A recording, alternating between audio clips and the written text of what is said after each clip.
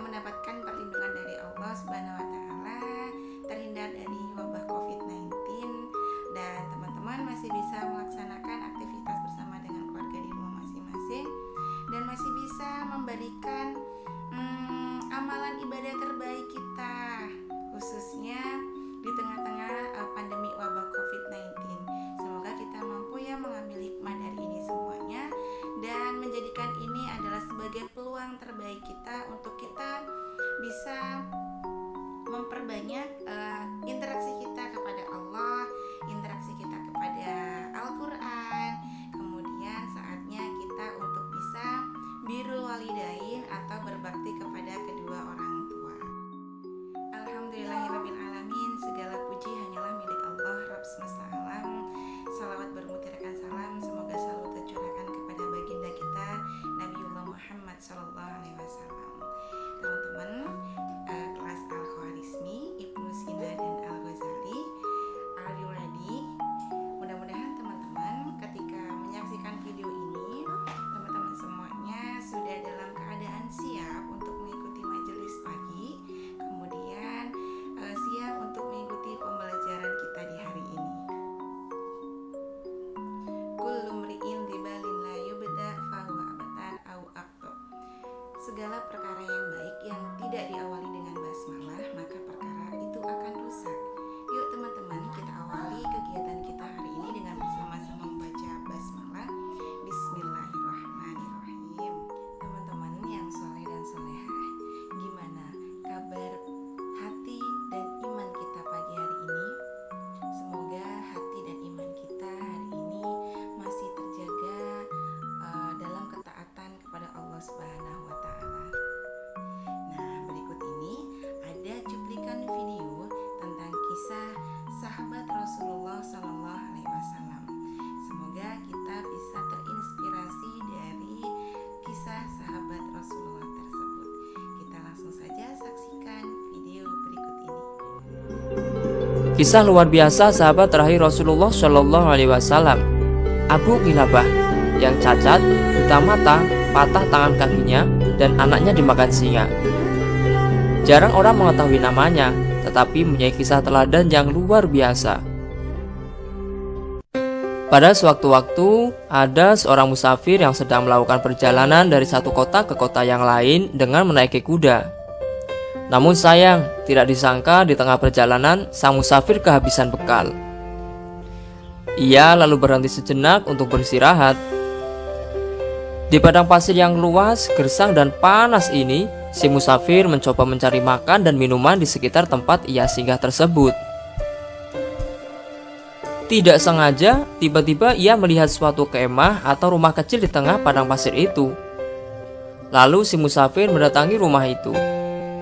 Subhanallah, ternyata di dalam rumah kemah itu terdapat seorang kakek yang terbaring dengan punggungnya. Kedua tangan dan kakinya lumpuh, serta matanya buta. Seorang kakek ini hanyalah tergeletak. Kemudian musafir ini memberi salam dan sang kakek menjawab salam tersebut. Si musafir terheran-heran. Di tengah padang pasir yang panas dan gersang ini, kok ada kakek-kakek yang hidup dalam kondisi yang memprihatinkan hidup sendiri. Lalu si musafir melihat kondisi rumah tersebut. Ternyata makanan dan minuman pun tidak ada. Tapi si kakek mulutnya tidak pernah henti-henti untuk berzikir dan selalu mengingat Allah Subhanahu wa taala. Musafir tersebut datang mendekat dan bertanya kepada sang kakek, "Siapakah Anda, Kek, dan bagaimana bisa berada di padang pasir ini?" Kakek pun menjawab, "Saya adalah salah satu hamba Allah. Kamu siapa?" Musafir menjawab, "Saya musafir, Kek. Ya sedang kebetulan lewat karena kehabisan bekal, butuh makan dan minuman. Tapi sepikir malah menemukan kemah yang kumuh ini." "Alhamdulillah, segala puji bagi Allah yang telah menyempurnakan nikmatnya kepada saya," ucap kakek tersebut. Sontak membuat kaget sang musafir dan berkata, "Wahai kakek, apa yang membuat Anda bersyukur kepada Allah? Padahal kemah ini kosong, tidak ada apapun, kumuh, panas, bahkan makanan dan minuman pun tidak ada." Lalu sang kakek menjawab, "Diamlah anak muda, kamu tidak tahu jika sesungguhnya nikmat Allah sangatlah besar kepada saya. Saya bisa mengucapkan kalimat saja sudah menutup kekurangan saya. Sungguh nikmat yang luar biasa.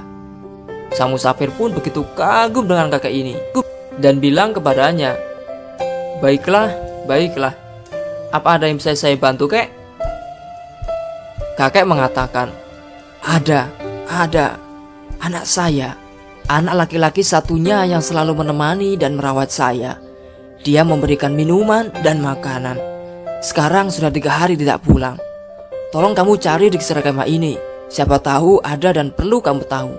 Yang hidup di padang pasir ini hanya saya dan anak laki-laki saya. Tidak ada orang lain. Jadi jika kamu melihat seseorang itu, berarti anak saya. Tidak lama kemudian, musafir ini keluar. Tidak jauh dari kemah, ada seorang jenazah manusia yang sedang dikerumuni oleh singa. Dicabik-cabik dagingnya. Musafir pun berkata, "Pasti ini anak kakek itu, tetapi ia sudah mati."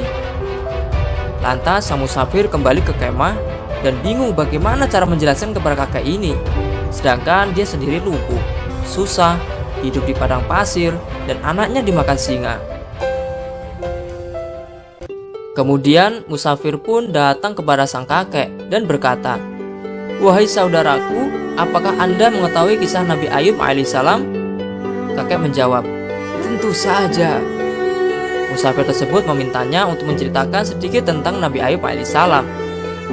Kakek itu pun menceritakan bahwa Nabi Ayub alaihissalam adalah orang yang tidak bisa dinilai kesabarannya. Orang yang dicoba dengan Allah selama 20 tahun dengan penyakit kusta yang dideritanya, sehingga ditinggal oleh kaumnya. Ke-12 anak laki-lakinya mati semua, harta pun semua habis.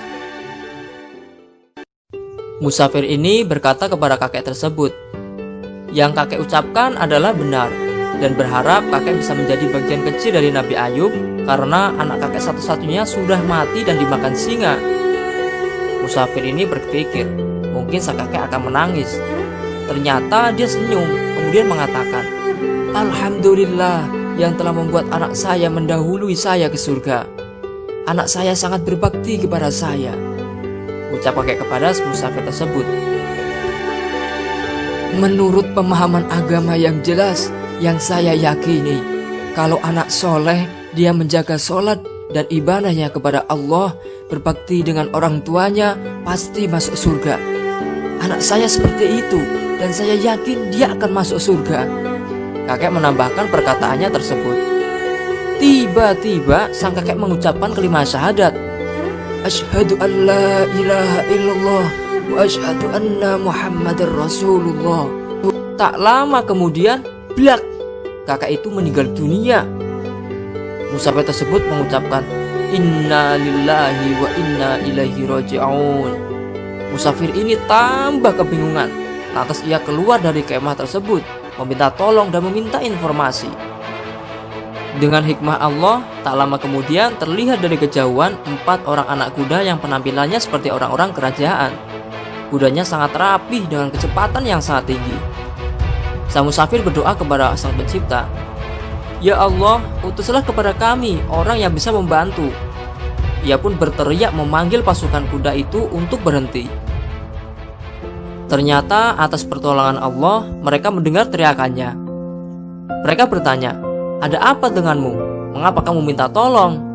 Musafir memberitahu bahwa di kemah tersebut ada orang tua meninggal. Kaki dan tangannya lumpuh, matanya buta, dan anaknya dimakan singa. Keempat orang ini sontak kaget, seakan kenal dengan kakek ini, lalu segera turun dari kuda. Kemudian mereka masuk ke dalam kemah membuka kain dan langsung mencium-cium jenazah kakek yang lumpuh tersebut dengan penuh berlinang air mata. Musafir semakin terheran-heran karena tidak mengerti dengan apa yang sedang terjadi. Lalu mereka memberitahu kepada musafir bahwa kakek tersebut adalah Abu Qilabah Al-Jarmi, satu-satunya sahabat Nabi yang masih hidup. Mereka sudah lama mencarinya. Raja meminta Abu Qilabah untuk menjadi hakim, tetapi ia melarikan diri karena tidak mau menjadi hakim sampai ia tinggal di padang pasir ini. Abu Qilabah dikenal dengan kesolehannya, doanya sangat mustajabah. Nah, teman-teman, itulah tadi kisah sahabat Rasulullah yang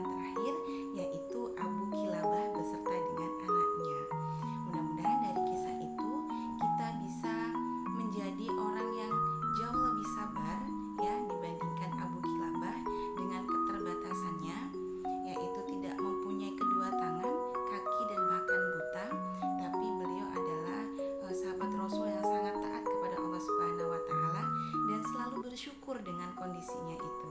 Dan mudah-mudahan dengan kondisi kita hari ini yang sempurna ciptaannya, ya, lengkap ciptaannya, ada tangan, mata, dan kaki lengkap, itu bisa kita pergunakan dengan sebaik-baiknya untuk beribadah kepada Allah Subhanahu wa taala.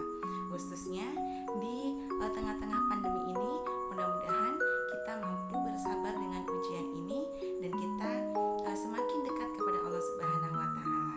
Kemudian anak dari Abu Kilabah